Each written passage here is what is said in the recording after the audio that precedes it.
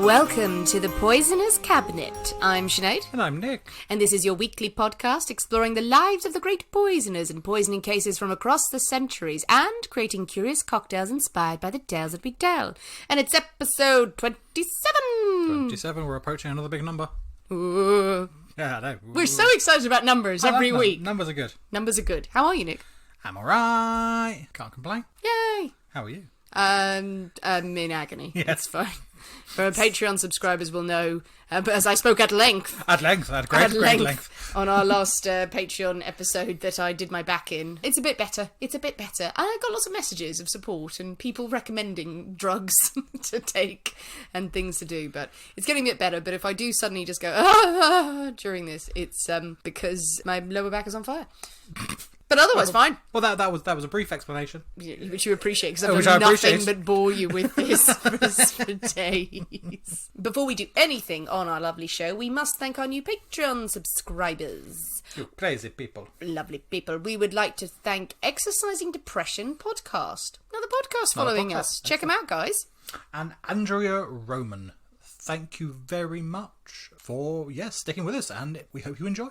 We hope you enjoy all the extra content. You're all very, very sexy and very delightful. And the detailed explanation of Sinead's back, if you listen to the last Patreon episode. I mean, thrilling. It was thrilling. Excellent. They also got an extra story this week about how to defend yourself against poisons. But not against back pain. Not against back pain. Next That was episode. it. That was the thing that struck me down. God damn it. Any poisonings this week, Nick? No, not that I've come across. No. But I haven't left my office much this week, so there could be death in abundance, and I just haven't noticed. Ah, well, no poisonings, just minor back trauma. Just minor back trauma. Slight delirium. And drinking. Wonderful. Well. What more do you want for a week? So, Nick. Yes. Are you ready to drink cocktails and talk about poison? I should think so. Or Always with the choice. Have you not learnt by now? we could drink poison and talk about cocktails. No, I'm so boring. You're going to go with the first one. I need to branch out. I realise this. But I mean, for all you know, you have been drinking poison Well, and this is talking true, about actually. cocktails. So, Tiny doses slipped into your tea. I enjoy living in blissful ignorance. Suits me fine. And at your funeral, no one will know. Everyone. I will be there. think there were a few people will know. Oh, no. Not after the eulogy that I will give. Poor Nick, he so loved to water ski. Anyway. I do. I love to water ski. Lies. Well, it is my story this week. It is. Hooray, rejoice for all. Bring the There is girls. rejoicing. Much rejoicing. Yeah. But of course, we can't possibly tell a tale without a cocktail in hand. God, no. So we have our secret ingredient, which we announced this week. Yes, you did. Which flavours the cocktail and is inspired by the tale that we shall tell. And this week's secret ingredient is bacon. Bacon. Bacon. It's an ingredient. It is an ingredient. When you first texted me that, I thought, oh, for fuck's sake. But then after Googling, I was like, oh, there's a couple of interesting things out there. There are many bacon-based treats out there. Yeah. I think bacon is completely legitimate. Who doesn't love bacon? Well, everyone loves bacon. Everyone. Even the vegans. They're lying. Yeah. I must admit, I've never had it in liquid form. Well, you've never blended full English. I've never blended a bacon or done anything, distilled a bacon. No, none of that. It was very breakfast themed, actually. Another alternative would have been sausage. And I was like, no, that's just cruel. Yes, I think bacon out of the two would have been the best choice. There you go. Well, So- a bacon-based treat. I love saying bacon.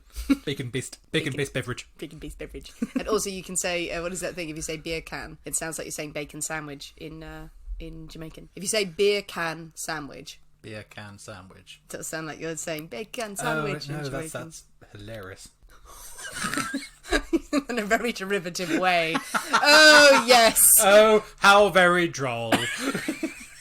You're like the grumpy uncle in a mansion. Come, uncle, we have new jokes for you. Get out of my sight, children. Oh, really? A joke? That will not help you towards your inheritance. Pretty much. With bacon, what did you come up with, Nick? Well, there were a few options. They generally are. They are, I One know. was very lazy, I saw, actually. One was just a smoked martini with bacon in it. Yeah, so there was a few things. It's like, it's a bacon martini. You make a martini and put some bacon in it. So it's like, meh. And there was an old-fashioned as well, which is just like, we're making an old-fashioned with some bacon. Not And imaginative. Not imaginative, but there was one that I did see, not that I made, because I didn't have time. I really wanted to try this, doing a fat-washed whiskey. I've heard of this. So I've never done it, and I wanted to try it. I've wanted to try it for a long time, but it takes some time to do. Explain it. So basically, it's normally done, I think, with butter. But I think this particular one did it with bacon fat. So basically, you sort of mix molten fat, butter or bacon fat, with your alcohol. Okay. And then leave it overnight somewhere, and it separates. So obviously you get the flat then raises and solidifies. So I don't think you chill it because it does it too quickly. So you just like leave it on your kitchen counter sort of thing, and then as the fat solidifies, it obviously raises up, but it leaves some of the essence apparently within the beverage, and you just remove the fat, and you have a fat washed spirit. So it's like a bit like a bacon infused vodka. Well, I think with the bacon one, I think they do it with. I think the one I saw was with whiskey and bourbon with butter, which apparently doesn't really impart much flavour, but the feel. Mouthfeel. Makes it much more silky and smooth. That's fab, let's do it. But it takes a few days to sort of work through, so you have to plan. Cocktail video for Nick, so, showing the various stages of fat wash does not sound appetising. He doesn't have the best terminology, I must admit. But it's good. But, so we're not having that. We're not having that, but we're having one that's very similar. Okay. We're having one very similar called the Tipsy Pig. Tipsy Pig. The Tipsy Pig. Very good for this episode as well, and you will find out why. I should hope so. I love it. Oh, a drunk pig. Yeah, well, indeed. Which we may will be afterwards. It's going to be intriguing. Okay, well, before we go through all the ingredients and the horror of us drinking this bacony goodness, I think it's time for us to mix up one of these bad boys. So we are going to go to the Poisonous Cabinet kitchen and shake up a storm. See you in a minute. See you in a bit.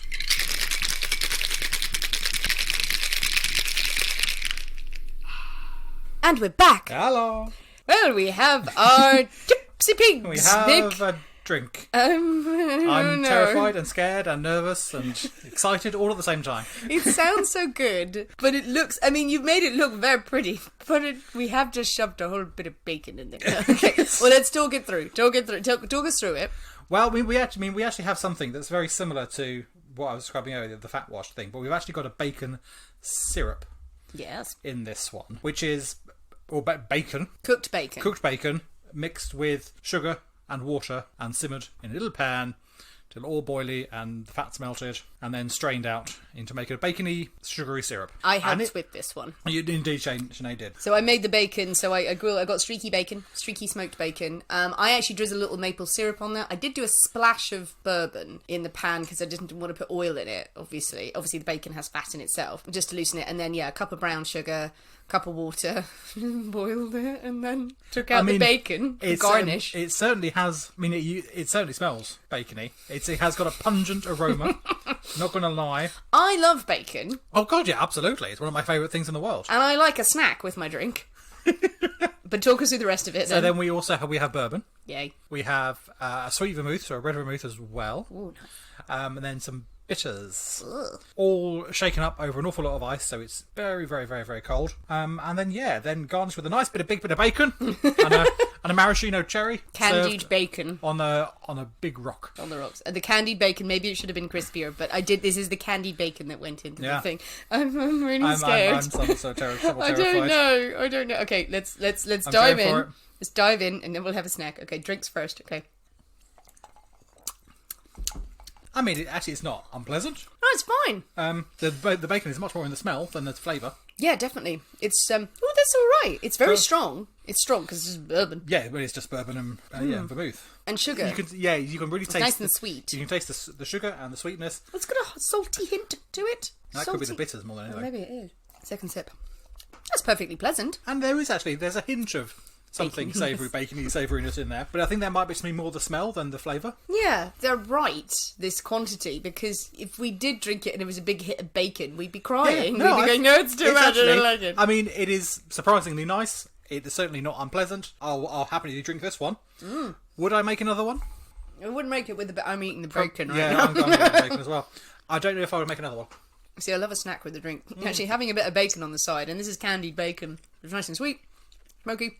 Yeah, actually, great, fantastic. And there's a cherry with it as well. Yeah, that bacon syrup, I was expecting more from it. Smells really pungent, it's sweet, but it's just a hint. But then again, that's the whole point of cocktails, isn't it? Exactly, you wouldn't want to overpower. Curiously intriguing. I mean, so this truly is a challenge for our dear lovely followers to make one of these. I don't think it's as much of a challenge as we have posed them before. Making this kind of bourbon, sweet vermouth, most of them have it. Make up the bacon syrup, because if you don't have it in your cocktail, have it on your pancakes. Oh, this is true. I mean, it is just bacon and brown sugar and drizzle water, it on some vanilla ice cream, which you're probably going to have at home anyway. So no, it just takes a bit of effort. All good things should. Well, quite. Let us know what you think. Well, people have already commented. I think someone has already said, I'd rather drink poison and talk about cocktails than see a bacon thing. But I think could be a vegetarian. It could be. And they know nothing. But then again, some people in America, again, our lovely American listeners, there's bacon and everything. And American bacon is a lot crispier than the English Depends bacon. How you cook it. That's because most of English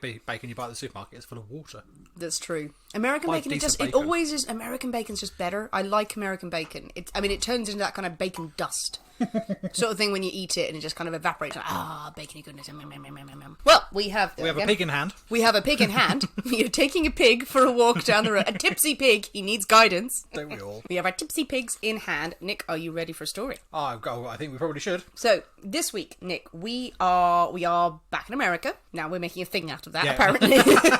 Now you're making a thing out of that now. I said it once. We are back in America in the late 1800s, early 1900s. And we are going to tell the tale of the true female Bluebeard. Ooh, nice. The horrifying, gruesome story of Brynhild Sturset, otherwise known as Belle Gunness.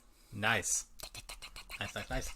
Do you know this person? I know the name, as we always say. It's one of the ones that's come up on my ones to investigate for the show, but I am not familiar with the tale. This is one that I am surprised that I hadn't come across earlier, because when you get into it, this story is phenomenal. There are gems in this story. Excellent. And also, fair warning, things are going to get dark. That's entirely surprising. Not nasty and upsetting, though some of it is upsetting, fair warning.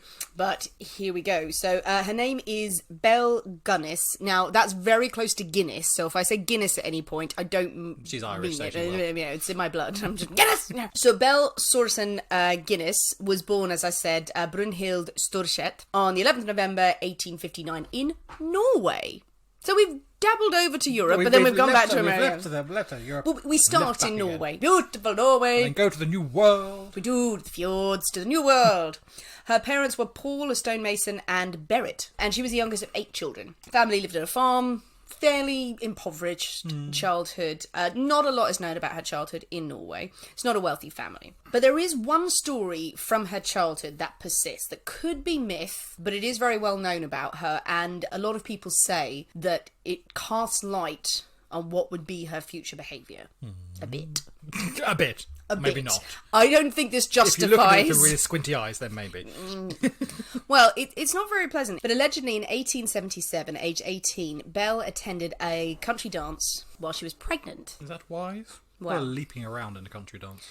Well, there were worse things she had to worry about. While she was there, she was attacked. Oh, that's less fun. By a man who kicked her in the abdomen. Ooh, bastard. And that resulted in a miscarriage. Yeah. Now, this is an allegation. There's nothing to support this. But people who knew her said that her personality changed markedly after this incident. As you can imagine. Oh yeah, not entirely surprising, yeah. I could see that happening. What is even worse is that the man who did this, he came from a rich family and he was never prosecuted. Why, it's my rich family? Yeah. They've never done anything wrong, rich people. No, rich people never. No, They've got such prospects. One mistake should be, God damn it.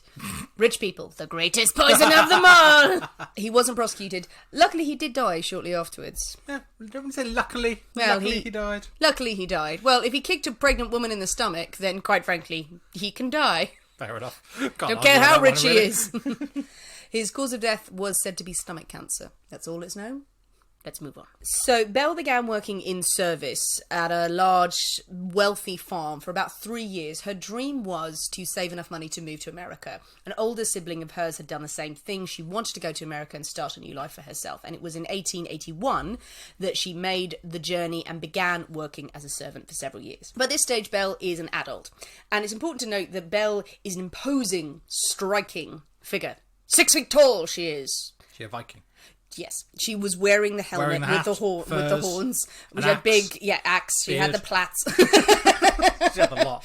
A beard right down to her navel, and then her pubic hair continued as a beard. She was a stunner. 6 foot tall, known to be immensely strong. Had a hefty hourglass figure, silken blonde hair, accompanied by a full Nordic smile of white teeth and a pair of flashing blue eyes. Reportedly, she had a 48-inch bust, 54-inch hips, but she'd cinch her waist to 37 inches. Christ. How'd she not topple over? And she was fond of ruffled silks and diamond earrings. She turned heads. I can well imagine. I might try that. She was a beauty. Well, people said she was striking. Yeah, striking, yes, I can imagine that. Every photo I've seen of her suggests otherwise. Aww. If you Google Belle, Bellgunness, have a Google, and just the first images that come up. I'm Googling. Ooh, yeah, striking is one word for it. She's an imposing figure. Imposing, I think, is the word we will stick with here. So there, you can imagine Belle, 6'4", not 6'4", just 6 foot, just the 6 foot, striding across America. 6'4" is even more terrifying. Just looking down and went, hello, over her breasts. I've got some sort of like Mrs. Trunchbull sort of figure in my head going on. I do too. Why do we have that thing? Well, because she did sit like in the film. She's got a big belt around her in the waist. book, yeah, she cinches that in and creates a bosom and hips, but it's not sexy. Well, either way, in 1884, Belle marries Mads Anton Sorensen in Chicago. He, I think, is Norwegian by birth as well. Throughout her life, she maintains links with Norwegian community who have emigrated over to America. It's a very, very big community in different areas. So, you know, they sort of stay in contact. But they marry in Chicago. They open a small store together. A sweet shop, if you will. Well, it was. Sweet shop, if you will. Well, it was a confectioner's store. I don't know what they sold. Let's just go sweet shop. A sweet shop. They sold gunpowder. The American dream. How adorable. But the business didn't do too well. Within a year, it was gone. Gone because it had mysteriously burnt down. That'll do it. Yep, that was the most successful thing to happen to the store because they got a massive insurance payout as a result of that. Funny thing, fire seems to follow Belle everywhere. Her previous 3 homes had burnt down mysteriously. Shocking. During their marriage, Belle and Mads had 4 children. The reports on this are a little hazy. They fostered children from the local neighbourhood as well. And Belle and Mads were seen as a very happy couple and she was very kind to people and to the children. Some say all the kids were adopted, others say that she had 2 natural children of her own. But anyway, 2 of her natural children, Myrtle and Lucy, were recorded in the Chicago census in 1900, as was one adopted daughter, Jenny. 2 other children were listed as deceased. They were named Caroline and Axel and they died in infancy of acute colitis. Not uncommon. No, indeed. Infant death, not uncommon. Yep. Colitis, symptoms not dissimilar to poisoning. Just putting it out there. Also... Any evidence of that whatsoever? Well, the children had life insurance policies on them. Oh, God. That's never a good sign. And if this podcast has taught us nothing, it's not a good sign. But there's a quote here that Chicago neighbours recalled Belle as a good wife to Mads, a doting mother who rarely raised her voice, except here and there, to scold her children with the simple, and this is written phonetically, and I'm going to try and do the accent. Oh, excellent. I'm going to go Swedish instead of Norwegian. I'm so sorry, I don't know.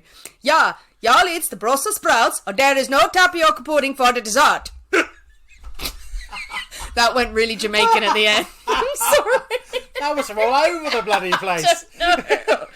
And you take the piss out of my accent. I know, I can't do Scandinavian. I can only go Sweden. That's it. But yeah, this account, this quite reputable account, just has this written out. Like, oh my God, Brussels sprouts. There's no tapioca pudding. I can't say that without sounding Jamaican. I swear to God. Back to the beer can sandwiches. Either way, tragedy struck in 1900 when Mads, her husband, died suddenly. No. Did he not eat his Brussels sprouts? I don't think he ate his Brussels sprouts. Well, the Sorensen family had been treating him for an enlarged heart. Now, if you eat your vegetables, you won't have an enlarged heart. And they concluded the death had been heart failure. An autopsy, not necessary. Who needs not those sorts of things? We don't need that. And, Belle herself told the doctors that she'd been giving her husband medicinal powders to help feel better. Medicinal powders. Well, it's probably worth noting that the first doctor on the scene, who had not seen Mads before, but saw the corpse, suspected he was suffering from massive strychnine poisoning. See, strychnine is not something that's hard to miss when you're sort of bent in two. There are ideas that these reports came out later. Years. Later. One doctor, definitely more than one doctor, saw Mads. And later, it was said he suspected strychnine. Yeah. Is it a little bit of in hindsight? I suspected all along. I said, why didn't you say anything? Well, she was big and scary. She was big and scary. Looming over him, she was. Powders for your coffee? Well, even more curious, though, Mads died on the very day, the only day in which 2 life insurance policies on him overlapped, meaning a double payout. Double cunning. His family, aside from Belle, reportedly hollered, "This is murder. She's plotted to kill him." For the insurance money, they demanded an inquest. They demanded an investigation. Unfortunately, there's no record of an inquest ever taking place. The day after the funeral, Belle claimed the insurance money. The companies awarded her $8,500. About $250,000 today's money, with which she moved to the outskirts of Laporte in Indiana. It may be said Laporte, sorry if it's wrong, where she bought a hog farm with pigs! Bacon! Pigs and bacon and far pigs! as the eye can see. As bacon. And a tipsy pig. See how it all fit in? It's marvellous, yes. Don't worry, it's not incidental. This does go somewhere, trust me. Not that there were some pigs next door. Not just that she saw a pig. She saw a pig once. She saw a pig. And that one, I will kill everyone! End of the story. Pigs, the greatest poison of them all. In this town, there was a strong Norwegian community, so she felt she would fit in there. It was actually Mad's idea to move there ages before. The hog farm she bought was also said to have been a former brothel, and its madam had died of old age. Why would you have a brothel on a hog farm? I don't know.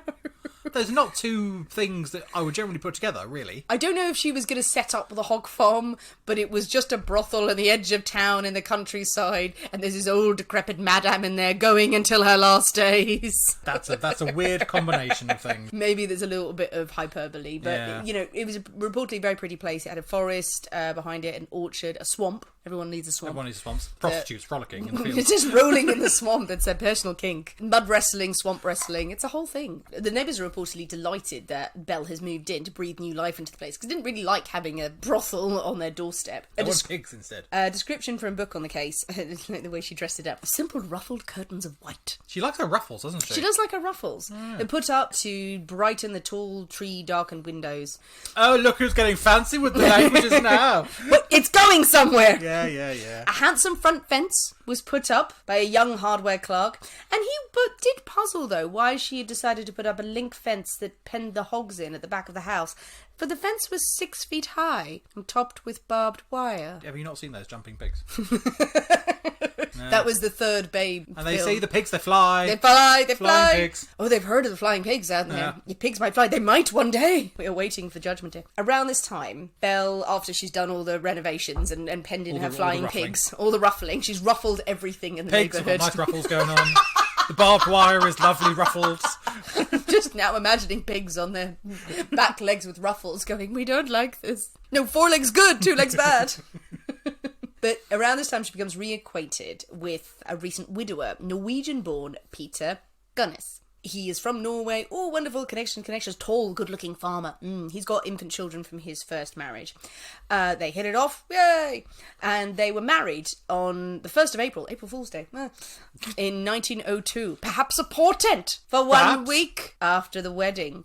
Peter's infant daughter dies of mysterious circumstances while alone in the house with Belle. Oh. No, the baby died, Nick.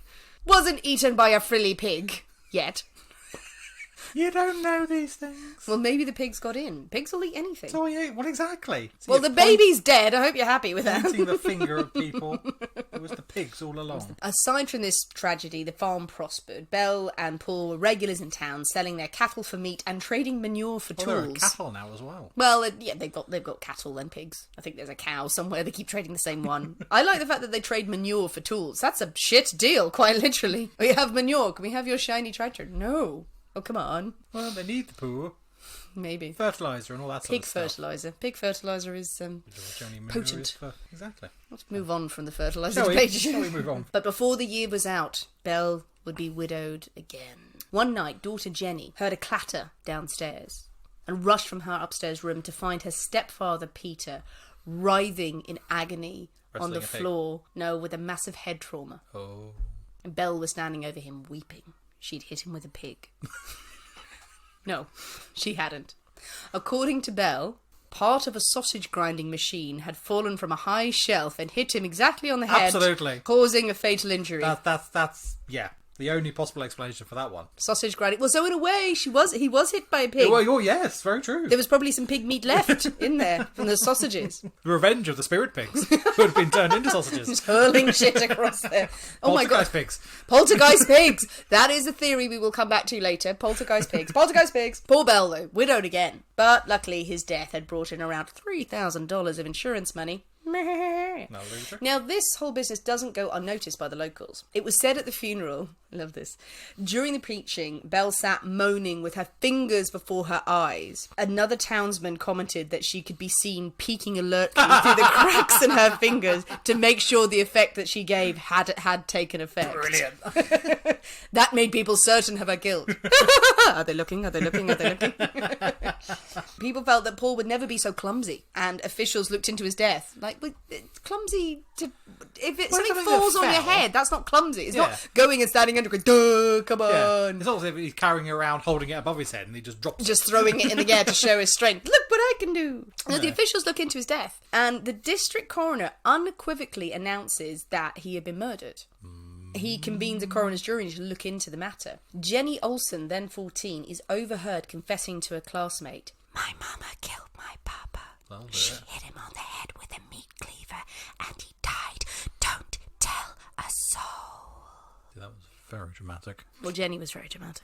We have a young girl's confession. We have the coroner's report, but this swell of suspicion ultimately came to nothing. Jenny denied having made the remark when she was put in front of the jury. And Belle somehow convinced the coroner that she was innocent. We don't know how. Maybe the buxom figure. That might have done it. She cinched it to the full 24 inches of her waist and was just there, and he could see nothing but breasts and was blinded by her innocence, clearly. Army of poltergeist pigs. Just she was petting them. Go, my pretties, kill. Exactly. Sending her poltergeist minions to the town. Well, she was free to roam with her pigs. She actually, at the time she was pregnant, had a baby boy, Paul's child, a few weeks later. She continues to run the farm for the next few years. So Belle needed men to work on the farm now that her husband was dead. Most of the men who came to work on the farm weren't really suitable as suitors. There was one strapping 19-year-old who came round and offered to help out on the farm, which Belle was very happy about, until she discovered that it wasn't her he was interested in, but young Jenny, her lovely, beautiful teenage daughter. It was around this time in 1906 that Belle tells neighbours that Jenny had gone away to finishing school for young ladies. Jenny's never seen again. Oh. But then came Ray Lamphere, 30 years young, a carpenter, bit of a drinker, and he was only too happy to find work on the farm, and he took a room there as well. He was reportedly not too bright, but he was talented with a hammer. On my tombstone. And it wasn't long before Belle and Ray were seen about the town together, frequenting the bars and gin mills, as they were called back then. Nice. Ray was very proud of this. He was showing off to his drinking buddies. He was always a very slight man, and Belle was a very large woman. Yeah. He kept saying that Belle had chosen him because he was such a fine man. She knew a good man when she saw him, and she'd been lavishing him with gifts. He would show off his gifts, which included things like a watch, a vest, which I think is like a waistcoat. Isn't it? A beaver hat. New set of hammers. And high-top leather boots. Nice. I'm thinking thigh-high. He was probably strutting around in those. And perhaps it was thigh-high string vest. Beaver hat. She'd found them in the back of the brothel. It's going to be a good look. She treats me so fine. But Belle was never one to be satisfied. Okay. Her affections for Ray soon began to wane. She was seen soon walking about the town with another man who apparently appeared out of nowhere. And Ray was particularly surprised and angry. He felt sidelined. These men didn't seem to be helping out on the farm, as Belle had promised. The harvest was due in. There was a lot of work to do on the farm, but none of these men were helping out. It was just Ray out there. I'm sure they were helping. They were helping in many ways. Sexy ways. Sexy ways. Well, it may have something to do with the advert that Belle had placed in the personal and matrimonial columns of the Chicago daily newspapers and the newspapers of other large Midwestern cities, which read as follows. Mm-hmm.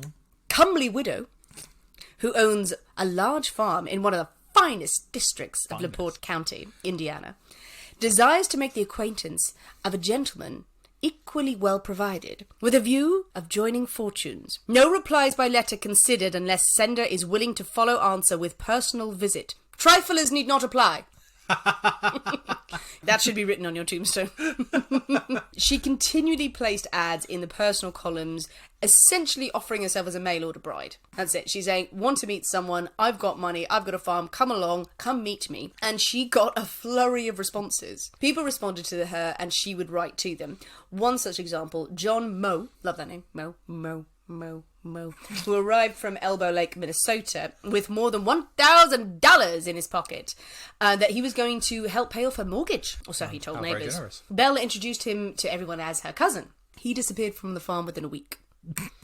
With $1,000? Probably not.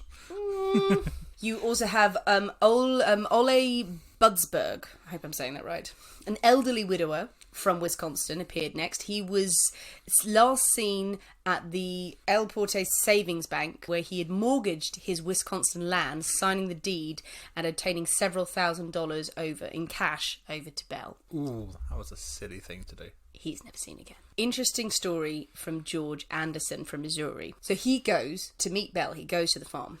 During dinner with Anderson, she raised the issue of her mortgage. Anderson agreed that he would pay this off if they decided to wed. Late that night, Anderson awoke to see her standing over him, holding a guttering candle in her hand with a strange, sinister expression on her face. That'll do it. Without uttering a word, she ran from the room. Anderson fled from the house the next morning, taking a train to Missouri. I imagine this not being sort of like a dainty ethereal running from the room sort of thing. She's 6'4", about 200 pounds. Precisely. It's not going to be like a great stomping sort of... And not only... Imagine she's running with the knees up. Setting the curtains on fire as she goes. Imagine her bloody 6 foot of her leaning over you. I just wanted to watch you sleep. Anderson is the only man who will go to that house and leave it alive. He legged it. He legged it, rightly so. More men came, but none left. Again, Belle, around this time, had also been ordering huge trunks to be delivered to her home. And one of the workmen who delivered these said, again, that she would lift these enormous trunks like boxes of marshmallows, show them on her shoulder, tossing them on, carrying them into the house. And more often than not, the shutters of the farmhouse, were closed day and night. And the farmers travelling past the dwelling at night would see Belle out digging in the hog pen. January 1908. A letter in Belle's handwriting was found in the family farm of Andrew Helgelin in South Dakota. Helgelin is described as a big Swede. Andrew is a happy chappy, beloved by all. And it appears that he and Belle have been writing to each other frequently. Now, this is the transcript of the letter, so bear with me because it's an emotional roller coaster. My dearest friend in the world, no woman in the world is happier than I. I know that you are now to come to me and be my own. I can tell from your letters that you are the man I want. It does not take one long to tell when to like a person, and you I like better than anyone in the world I know. I think how we will enjoy each other's company. You, the sweetest man in the world. We will be all alone with each other. Can you conceive of anything nicer? I think of you constantly when I hear your name mentioned, or I hear myself humming it with the words of an old love song. It is beautiful music to my ears. My heart beats in wild rapture for you, my Andrew. I love you. Come prepared to stay forever. Right, now again with a Swedish accent, please. Oh, Norwegian accent, sorry. And dearest friend in the whole world. So he loses some of his drama. Well, I was going to do an American accent, but then she didn't have an American accent. I was like, my Andrew, come prepared to stay forever. I'm so sorry to any Norwegian people. Norwegian's quite lyrical and lovely. I can't do it.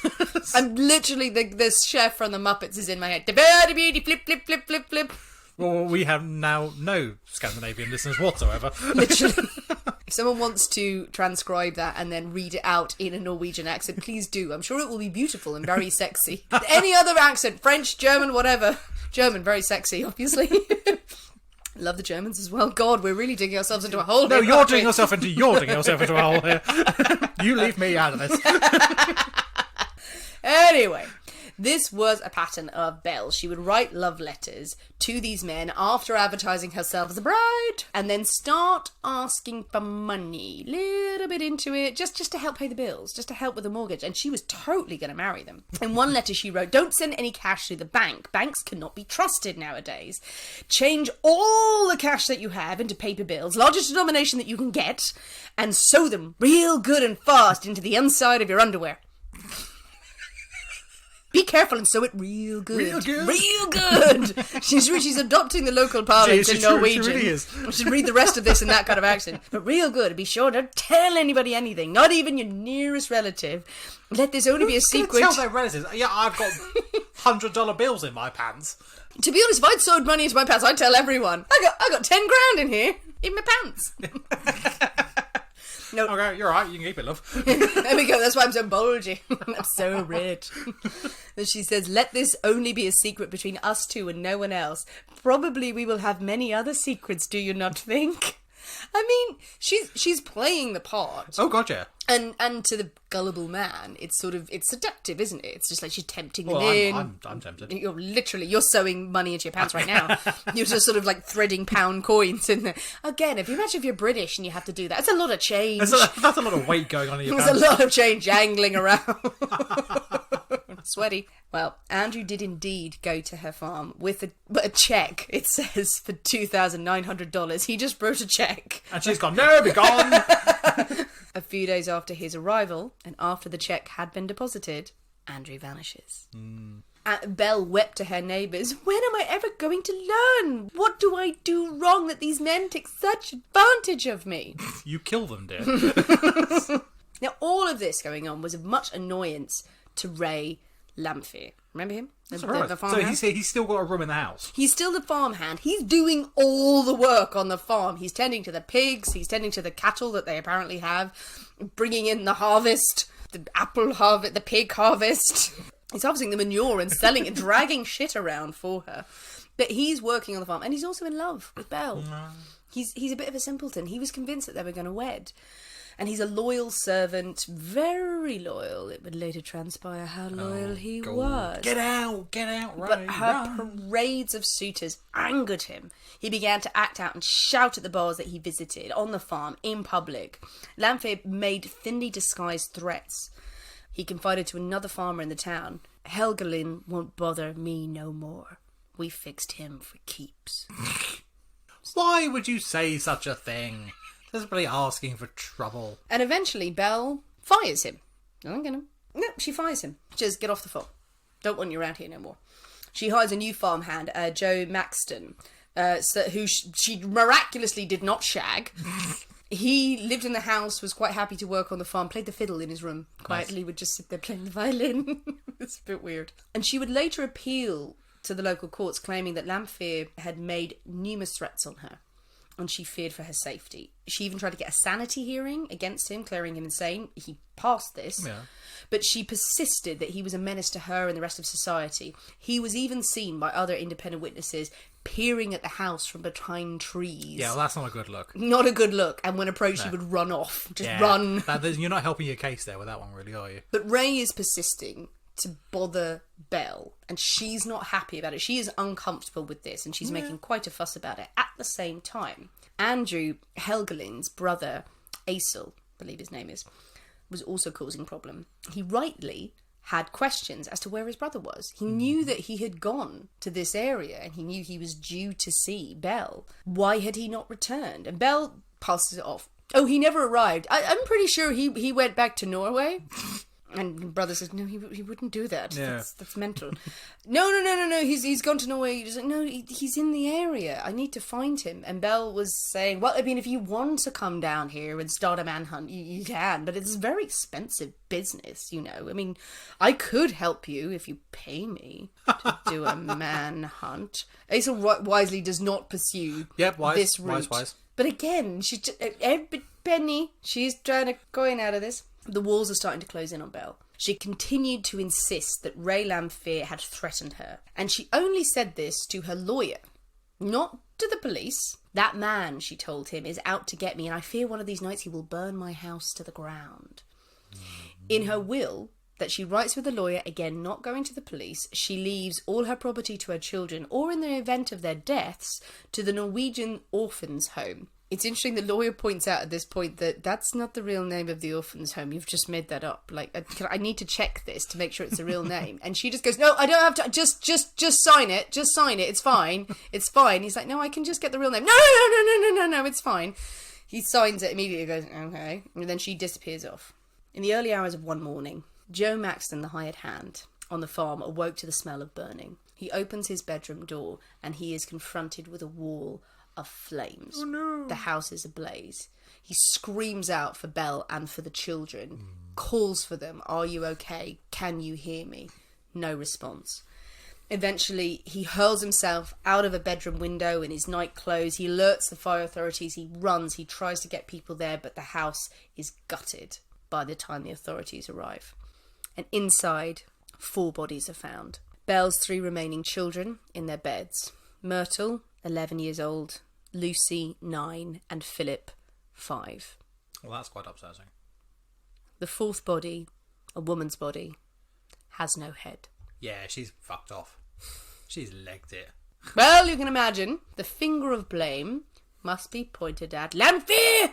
Ray! He had been threatening her. She had told the lawyer. He was the cause of all this horror, and the town echoed the concerns. He was always a wrong one. We know he was angry at her. He shouted about it in the streets. He is the one. Get him! Kill him! String him up! So he cut her head off and burned her house to the ground with her children inside. That is what people alleged at the time, that he was so angry that he killed her, cut off her head, bashed her head in, or did something. Or got it in a box set at the home. Set the place on fire. Lamphere himself, though, when he's approached by the authorities, before anyone says a word about what has happened, he says to them, did Widow Gunness and the kids get out all right? So he knew there was a fire. Now, Ray would go on after that statement to claim he had nothing to do with this. He had nothing to do with this. He was nowhere near the property at the time. I don't even know where it is. Who are you? La, la, la, la, la. Unfortunately, they had a witness, a young man, a youth. I think it was described a youth. I don't even know if that's a boy or a man. Somewhere between the two. He's struggling the two. I love this transcript because it's an example of a solid burn. This young man, John, had been watching the Gunness place. He was there for some reason, and he saw Lamphere running down the road as the house erupted in flames. And Lamphere snorted to the boy as he told this. He said, "You wouldn't look me in the eye and say that." And the boy said, "Yes, I will. You found me hiding behind the bushes and you said that you'd kill me if I didn't get out of there." No, you totally did this and I saw you and you said you'd kill me if I told anyone, but I'm telling someone now. By all rights, Lamphere should have killed him then, because he did warn him. It's only fair. It's only fair. Lamphere is arrested and charged with murder and arson. 2 charges. Then, of course, the authorities begin sifting through the wreckage for evidence and clues as to what has happened. Up to the farm they went to explore the grounds and the house, and questions have begun to circulate around the town too. Ray was a wrong-un. What about Belle herself? She was always rich. She always had money on this hog farm that did okay. Many a male suitor who had come to call on her had disappeared. And she always had an endless supply of men's coats and hats that she would wear while ploughing. That's true. It was then that Asil, the brother of Andrew, the guy who disappeared, came forward and said that he was concerned that his brother had been killed. And the hired hand on the farm, Joe Maxton, who had escaped the fire, tells the authorities that he at one point had been instructed to bring mounds and mounds of dirt to the high-wired area around where the hogs were. In this area, multiple deep depressions in the ground were found that Belle claimed had been used to bury rubbish.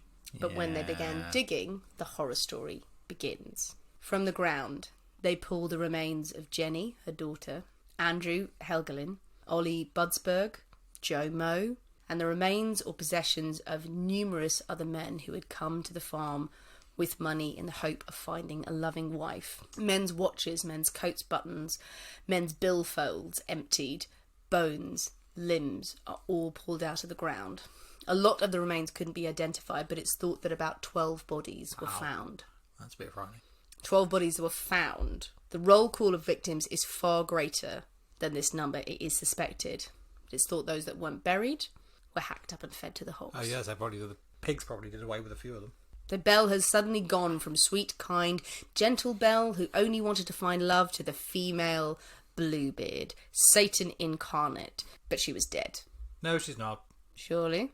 Well, Ray has been arrested and tried for murder and arson. All of the defences fell apart. I won't go into the whole story about what happened at the trial. Essentially, what happens is that he is tried and convicted of arson. Yep. Arson, because they can't identify the woman's body in the building. He was sentenced to 20 years in the state prison in Michigan. A year later, he died of tuberculosis on the 30th of December 1909. And it's shortly after his death that a Reverend Shell, comes forward and says that Lamphere had confessed to him during his final days about what happened at the farm. He said that when a victim of Belle's arrived, all these men with money and flowers waiting to see their wife, their new wife, to meet their new bride. She was all sweetness and light and kind and caring, cooked them a sumptuous meal. Then she would either drug their coffee, and while the man was in a stupor, split his head open with a meat chopper. Or she would wait till he was asleep, poison him with chloroform, or drug him and then smother him. Other times, if she didn't have a lot of time on her hands, poison them with strychnine. The bodies then would be carried by Belle herself to the basement and dismembered, tricks she'd learned from her second husband, Paul, a butcher. Sometimes she would dump the corpses in hog scalding vats. And the vats that they use to, to treat the meats would render the fat. And then cover the remains with quicklime. Or if she was tired from all the killing, she would just chop up the bodies and just feed them to the hogs in the middle of the night. Oh, well, God, it gets tiring after a while. Pigs will eat these. All that chopping. And the body in the house, it wasn't Belle's, he said. Neighbours, friends, and everyone were called in during the time to identify that corpse. And they all swore it wasn't Belle's. For one thing, the body was too small for a famously tall woman, around about 5'3", some people said, yeah, that's or not up to to 5'8", even accounting the head loss, as it were. Yeah. Which is very, very short, but just got a head. Also, she couldn't have been more than 150 pounds. The weight didn't match out, and when they examined the internal organs of the dead woman, they were found to contain lethal doses of strychnine. That head was never found. It was his word that Belle had faked to death. She had hired a woman from Chicago to come and be the housekeeper at the farm, lured her in, and then bashed her head in. Her head had then been cut off to avoid identification, and Belle had taken it and weighed it down in the swamp. Oh, the swamp. We forgot about the swamp. The swamp filled with the poltergeist pigs. That's where the head was. People dragged the swamp. They could never find it. Lamphere set fire to the house with Belle's help, but not before Belle had gone in and drugged and smothered all three of her children. Yeah, that's vicious. That's not good. All the bodies were dragged to the basement, so it just looked like it was some sort of mass killing. Yeah, and then she'd agreed to meet Lamphere by the road. She'd said to him, "Darling, I shall meet you. I shall run from the house. We'll meet at this point." Lamphere stood there, waited. That's where he was identified. Belle did a runner. She did a runner. She ran away. Strange they left the farmhand chappie just to... They took the time to kill the children. Well, that's a question, really. There was talk that he was supposed to die in the fire. Yeah. Accidental death. Yes. Accidental death. Whatever reason, he was alive. He wasn't murdered. So it was his opinion and others' opinion that she'd murdered as many as 42 men. Yeah. And that she had amassed a fortune of around $250,000 at that time. That's quite a bit of money. Millions. She kept the cash in the house, but she'd also withdrawn from all of her savings accounts just before the fire. Yeah. Many said that Ray had killed Belle and the children in a fit of rage. That's why he left Joe. He had no reason to go for them. Others believed that Belle had committed all those crimes and roamed America afterwards for many years. There were numerous sightings of Belle. Sure there were. Many reports. People claiming that she lived an opulent life in later years. Well, all that cash she's got stacked away in her pants. Millions, equivalent of about $6 million these days. Live quite comfortably on that. And the identity of the body in the farm fire was never confirmed. There were tests as late as 2007 with the cooperation of some of Belle's descendants to try and test the body that was interred with her second husband. The body that was found in the fire was buried with her husband and her children, but they proved inconclusive. Yeah. Wasn't enough. So perhaps Belle remained on the run, and maybe She's still out there remains now. today, awaiting her next doomed love. Striding across America. With her armies of poltergeist pigs. Armies of poltergeist pigs. And that is the story. That's a good story. It's a terrifying story. Belle Gunness. I like that story. It's a good story, isn't it? That's a good story. Though I think it would have been better with a Swedish accent throughout. Norwegian accent. That's see you can't Norwegian do accent. a Norwegian accent. Do a bloody Norwegian accent right now. No, I don't claim to be an actor. Don't you? No. No. Couple of gins in, and you were like, I think I should be the narrator in Under Milkwood. I can't do a Norwegian accent. It's too beautiful. I can't. The beauty That's escapes a very me. good excuse not I to could do it as a Belfast accent, but it won't sound as beautiful. It won't be quite the same. Maybe an Italian accent or a Russian accent or something like that. Why am I doing this? I'm not your puppet. Fuck Dance, you. monkey. So there you go, Belle, the female bluebird. That's good. What do we think? Well, actually, yeah, that definitely wasn't her. She definitely ran it. The whole way through researching that story, and there's pictures that I will share as well of the farm. All I was playing in my head was Tom Waits' "There's a Murder in the Red Farm," which I will share on social media. It's a great song. Well, I like a story again. There's a lot of strychnine poisoning in this, and there's poison, but this is also bashing people's heads in with an axe. Yeah, you can't falter for variety. I know, and sometimes I like that. In a story, change it up a bit every now and it's again. Nice every now and then. Poison gets boring. I Sometimes know. poison, strychnine, arsenic, strychnine, axe. That's what we want. We want an axe that's coated in arsenic. We don't want people sitting there just staring their tea, going, "We shall wait for the poison." Just like a running at you, waving an axe. But it's again, maybe it's such folklore now that her story is now in folklore. You know, Butcher Belle. There's loads of songs that have been written about her as well. I haven't listened to all of them, but people know of her, and they just, they tell the tale of her just murdering people at the farm and feeding them to the pigs. It seems pretty cut and dried. Oh yeah, I think she did it. Yep. So don't think you can avoid that. I don't know. There's a little bit of me that thinks, did Ray burn the house down? Did he kill her? I think he probably did that. If he did it, then there would have to be an inclusion to get that timing right. For her to scalp her, and for the kids to be dealt with. And it wouldn't make sense that you couldn't identify her body. Yeah. So it wouldn't be that smart. No. Well, yes, and that's definitely, I need to escape, I need to get out of here.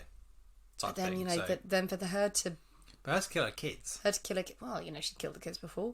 She killed This Jenny. is true. She killed and she may have killed her other babies. There were lots of inferences again with a new husband. Infant daughter comes in, baby dies. Her first couple of kids dies. Insurance.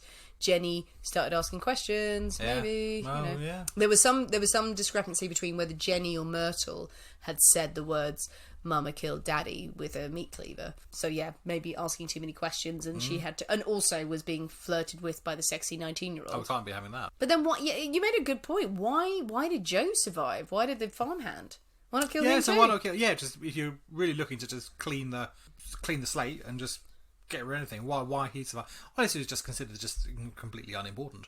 Yeah, in the whole... and she was just thinking that there needs to be someone who's actually died of fire in this, rather than yes, clearly dying of smothering. The assumption that he wouldn't survive. Yeah, let the kids. Well, the kids probably knew a lot, So... had seen things. There were some reports as well that the kids had helped dig the graves, or were out They've digging. certainly been around a lot longer, hadn't they? Than if he was that farmhand chap. He was relatively newish. They had been out digging stuff in the hog patch. Yeah. Putting the bodies in, not a question. And also, I mean, if she is planning to leg it, they're obviously a huge burden to have to either take them with her. But you just hope someone would just go, well, just pretend I'm dead and let them live at least. But I mean, she's killed all these men. Yeah. But dozens of men who all answer this. This is why never answer a Lonely Hearts ad. She's standing there with a meat cleaver. She'll stand over you at night with a candle. Yes, that's a terrifying thought. That one.